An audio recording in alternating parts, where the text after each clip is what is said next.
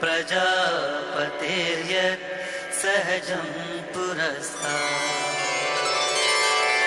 आयुष्यमग्र्यं प्रतिमुञ्च शुभ्रं यज्ञोपवीतं परमस्तु तेजः।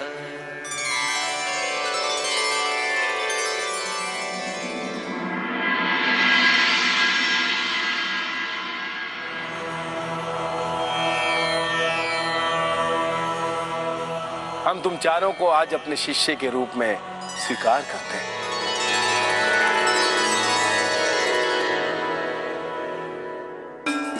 आयुष्मान भव।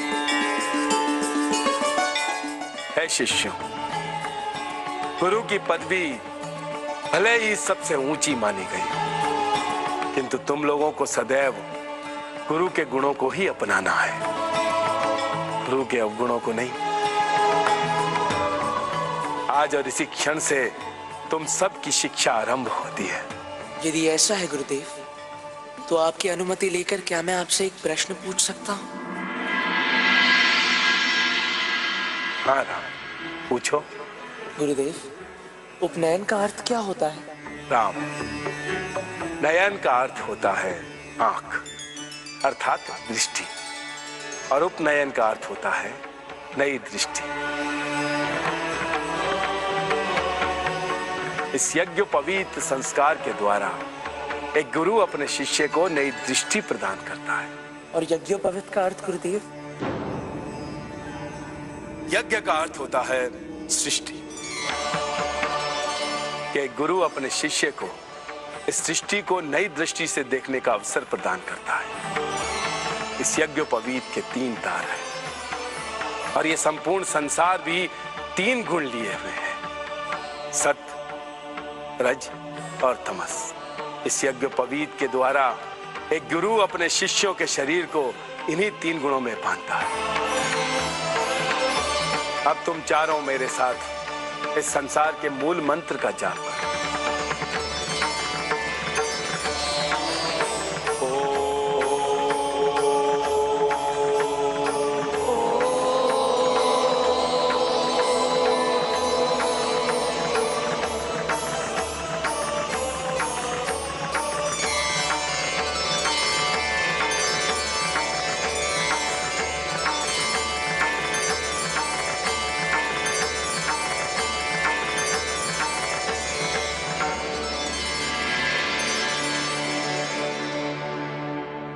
शिष्यों, अब तुम्हें अपनी और अपने गुरु की भूख शांत करने के लिए भिक्षा मांगनी आराम करनी है।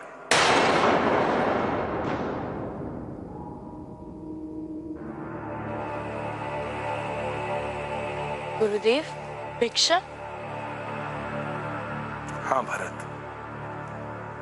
भिक्षा भी एक प्रकार की शिक्षा ही होती है, जो हमें झुकना, विनम्र होना सिखाती है। राजकुमार हो या साधारण बालक, यह हमारे अहंकार को नष्ट करती है। यह भिक्षा हमें सिखाती है कि समय कभी एक समान नहीं रहता, वो परिवर्तनशील है। देने के लिए उठने वाले हाथ कभी कभी संसार के सामने लेने के लिए फैलाने भी पड़ते हैं।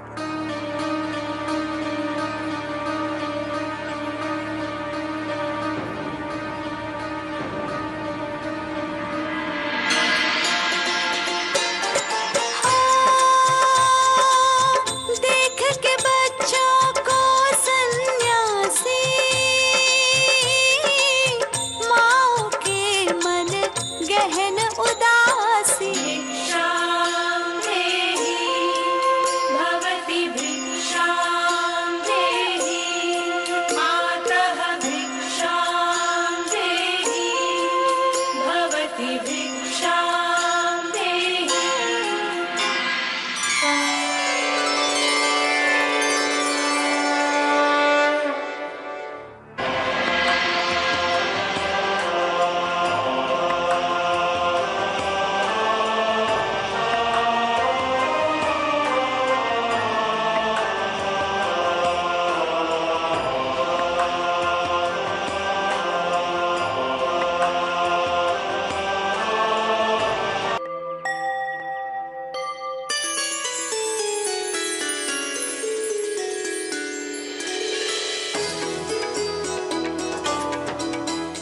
प्रणाम महर्षि।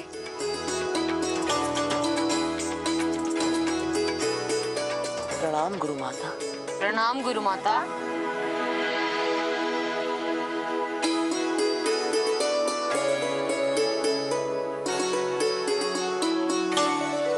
तुम राम हो ना? तुमने कैसे जाना कि मैं गुरु माँ हूँ? एक पुत्र अपनी माँ को कैसे ना पहचाने गुरु माता। आपकी आंखों में हमें देख जो ममता है, उसी ने आपके सारे भेद खोल दिए।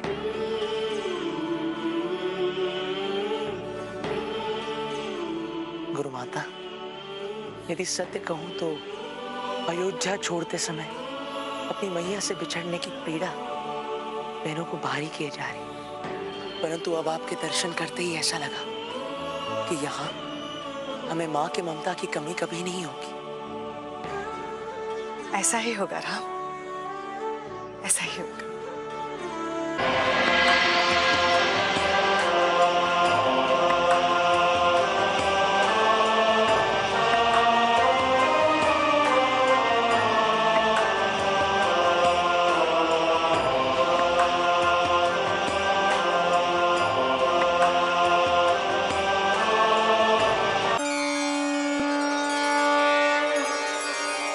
हे शिष्यों, तुम सब यहाँ पर विद्या प्राप्त करने आए हो, किंतु विद्या प्राप्त करने से पूर्व यह आवश्यक है कि तुम अपने शरीर को स्वस्थ रखने के उपाय सीखो, क्योंकि अस्वस्थ और निर्बल शरीर के साथ तुम मन से अध्ययन नहीं कर सकते। हमारा ये शरीर 5 तत्वों को मिलाकर बना है। अग्नि, वायु,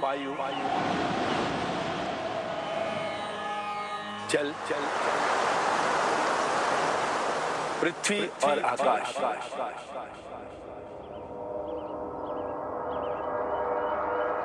शिष्यों, ये 5 तत्व नश्वर नहीं है, किंतु 5 तत्वों से मिलकर बने इस शरीर से अधिक नश्वर कुछ नहीं।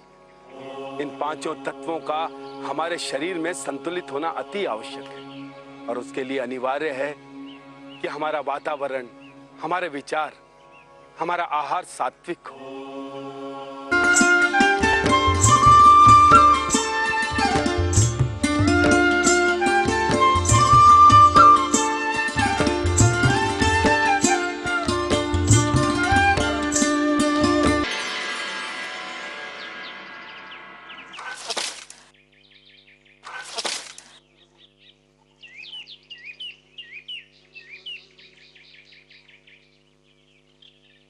भरत, लक्ष्मण, शत्रुघ्न, अब हमें अपने वस्त्र धोने हैं और उसके उपरांत सारे गुरुकुल की सफाई भी तो करनी है। राम भैया, ये सब हम कल नहीं कर सकते हैं।